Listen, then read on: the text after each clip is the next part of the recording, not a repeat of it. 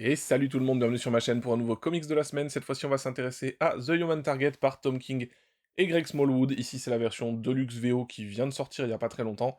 Quand je l'ai vu, j'ai craqué très vite. Moi, j'aime bien les beaux bouquins. C'est un des récits de Tom King que j'avais pas encore lu et qui me faisait envie, qu'on m'a conseillé plusieurs fois. Donc je me suis jeté dessus, clairement, et je ne regrette pas une seule seconde. On va en parler un petit peu après. Comme d'habitude, je vais vous faire un petit pitch pour vous donner une idée de ce que ça raconte. Et puis je vous donnerai mon avis après, et en mettant des planches tout au long de la vidéo. Comme d'habitude, vous connaissez à connaître le concept. Alors, The Human Target, de quoi ça parle? C'est l'histoire de Christopher Chance, qui est un personnage qui à la base s'appelait Johnny Double, qui a été créé en 68 par Len Wayne, et il a été renommé en 72, je crois, Christopher Chance. Et donc on suit Christopher Chance, qui est un personnage d'une cinquantaine d'années, très élégant, très propre sur lui, avec des tempes un peu grisonnantes, il a vraiment la giga classe, clairement.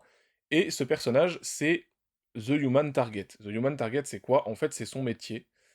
Il prend la place de ses clients, on le paye en fait, pour prendre, par exemple, là en gros, on commence sur Christopher Chance qui est totalement déguisé en Lex Luthor. Quand je vous dis déguisé, c'est-à-dire qu'il a exactement l'apparence de Lex Luthor, il prend sa voix, il prend sa façon de bouger, il prend ses habitudes comportementales, vraiment, il devient son client, très clairement. C'est pas un pouvoir, hein, c'est une compétence qu'il a développée, il est vraiment très très doué dans ce domaine. Et donc il prend son apparence, parce que Lex Luthor pense qu'il va y avoir une tentative d'assassinat contre lui. Et donc lui, c'est The Human Target, il est littéralement là pour prendre les balles à la place de ses clients. Donc, pour le coup, ici, on le retrouve en Lex Luthor, il est juste avant d'entrer sur scène pour une conférence de presse, et donc on lui propose un café, il boit son café, il monte sur scène, et puis au milieu de son discours, un homme monte sur scène, ou en tout cas, enfin, vient devant la scène et lui tire dessus. Effectivement, il y avait bien une tentative d'assassinat prévue contre Lex Luthor, sauf que c'était pas Lex Luthor, c'était Christopher Chance, qui avait pris son apparence, qui a pris la balle pour lui, comme le veut son métier, en fait. Et donc du coup, il est payé pour ça, sauf que, effectivement, le tueur s'est dévoilé, il est arrêté, la tentative d'assassinat a échoué, mais il y en avait une autre de tentative d'assassinat, pardon, en coulisses, puisque dans le café qu'a bu Christopher Chance à la place de Lex Luthor, il y avait du poison. Et ça, il s'en rend compte après, donc en fait, oui, il a accompli sa mission sur la tentative d'assassinat sur scène, mais une autre tentative a été faite en coulisses, et ni Lex Luthor ni lui ne l'avaient vu venir. Donc, eh bien, effectivement, Christopher Chance a été empoisonné. Il va voir le médecin de la Justice League, à savoir Dr. Midnight, qui lui explique que le poison est incurable, il ne pourra pas être soigné, il va mourir d'ici 12 jours.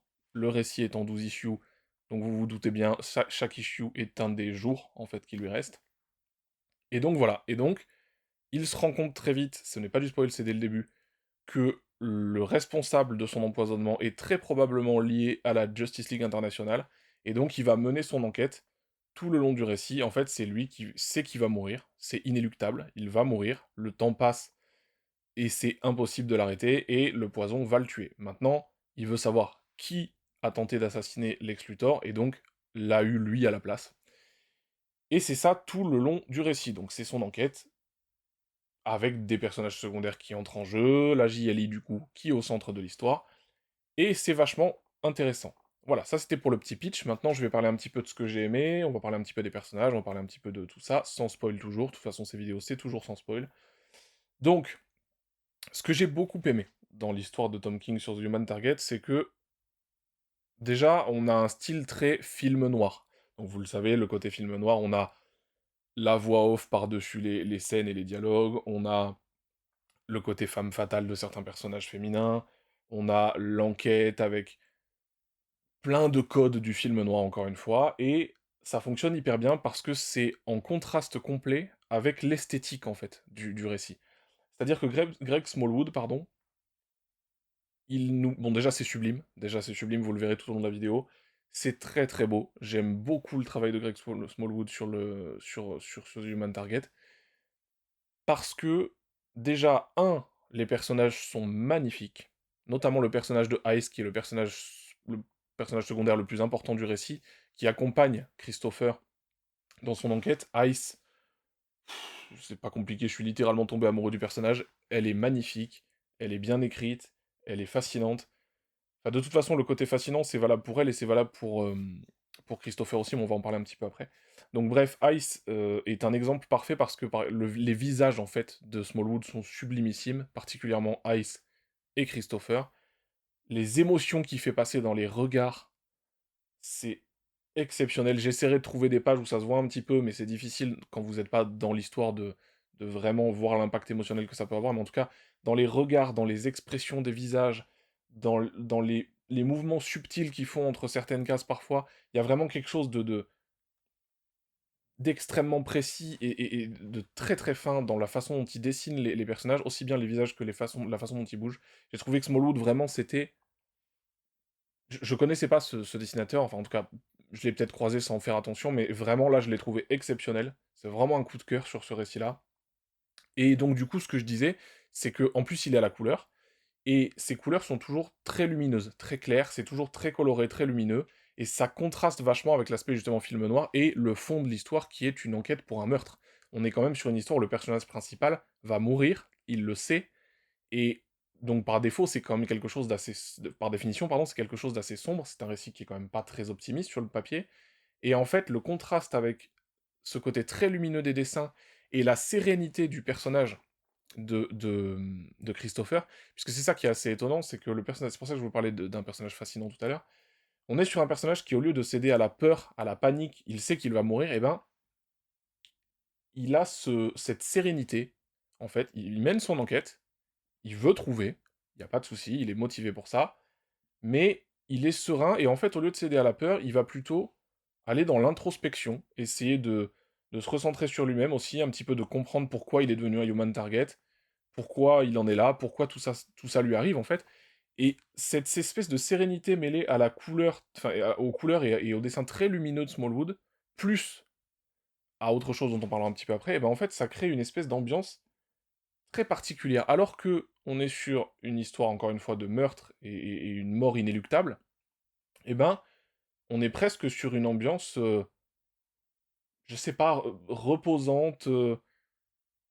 C'est particulier, en fait. C'est très particulier comme récit, parce qu'il y a quand même évidemment des moments de tension, mais globalement, comme on accompagne Christopher dans son introspection et dans cette enquête un peu particulière, et ben vraiment, on est porté un peu... C'est presque un peu doux, en fait, comme récit. C'est très étonnant, c'est vraiment très étonnant. Et j'ai trouvé que globalement les personnages étaient exceptionnels, surtout le personnage de Ice du coup, puisque Ice, comme je l'ai dit, je crois que je l'ai dit, est un personnage vraiment exceptionnel, et en plus le récit il est empreint de romantisme tout le long. Il y a une espèce de romantisme et de douceur dans le récit, alors encore une fois que c'est censé être très sombre. J'ai trouvé ça super fin, super original, ça m'a vraiment beaucoup plu en fait, je m'attendais pas à ça, je m'attendais pas à cette ambiance-là, à ce contraste-là, à ces dessins-là. Vraiment, j'ai été surpris de bout en bout. Alors évidemment, on est sur Tom King, donc il y a parfois ces mauvaises habitudes, je dirais, qui sont là aussi, mais avec le duo avec Greg Smallwood, pardon, je trouve que tout passe vachement bien. Tout passe super bien. Et globalement, ouais, je trouve que Tom King, là-dessus, encore une fois, est très très bon, quoi. Encore une fois, très très bon. Et c'est marrant que je lise ça après Hélène de Windhorn, parce que justement, dans Hélène de Windhorn, ce que j'avais aimé, c'est que on était sur du Tom King très différent. Et là, je trouve que malgré l'identité qu'on peut retrouver de Tom King dans The Human Target, encore une fois, on est sur quelque chose de très surprenant, quoi. On est sur quelque chose qui aurait pu être totalement déprimant, comme parfois ça l'est chez Tom King, et qui l'est pas du tout, en fait. C'est vraiment une histoire extrêmement romantique, assez douce amère, et avec une conclusion que j'ai beaucoup aimée en plus. Enfin bref, j'ai trouvé ça très fort en fait. J'ai trouvé ça très fort parce que très original, très très très très bien illustré par Greg Smallwood, et, euh, et on a une histoire en plus qui se tient parfaitement de l'issue 1 à l'issue 12.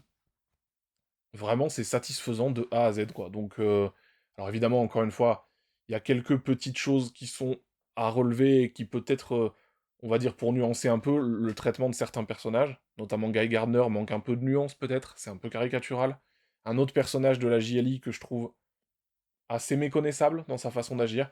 Bon, voilà, je vous en dis pas plus, vous verrez bien, mais en tout cas, ça passe parce que, bon, déjà, c'est du Black Label, donc c'est hors continuité, et puis en plus, c'est tellement minime par rapport à la qualité de ce qu'il y a à côté que, sincèrement, je pardonne facilement ces défauts-là. Mais oui, ils existent. Il y a, peut-être la caractérisation de certains personnages qui pourraient gêner un petit peu. Moi, ça m'a pas sorti du récit en tout cas, et j'ai vraiment, vraiment adoré ce bouquin.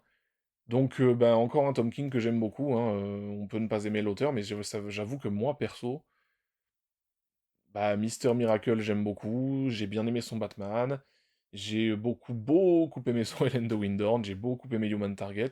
Il y en a encore que j'ai pas lu, faudrait que j'aille sur Strange Adventures. Mais voilà, après j'ai détesté son Heroes in Crisis et tout ça, j'ai pas tout aimé de lui. Simplement, oui, j'avoue que quand il est sur une maxi-série un petit peu à part, comme ça, un petit peu hors continuité, moi, j'aime bien, hein, franchement, ça marche bien sur moi. Donc voilà. Enfin bref, donc vous l'aurez compris, The Human Target, j'ai adoré.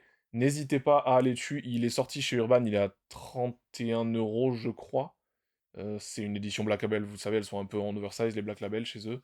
Donc n'hésitez pas à y aller, c'est vraiment très très chouette. Et ne serait-ce que pour les dessins de Greg Smallwood, ça vaut le coup. Franchement, d'y aller. Voilà, merci encore à vous de m'avoir suivi une fois de plus. Et puis bah nous on se retrouve la semaine prochaine, mercredi, comme d'habitude. Je sais pas encore pourquoi, comme d'habitude. Et voilà, on verra bien. Allez, merci encore de m'avoir suivi et à plus. Ciao.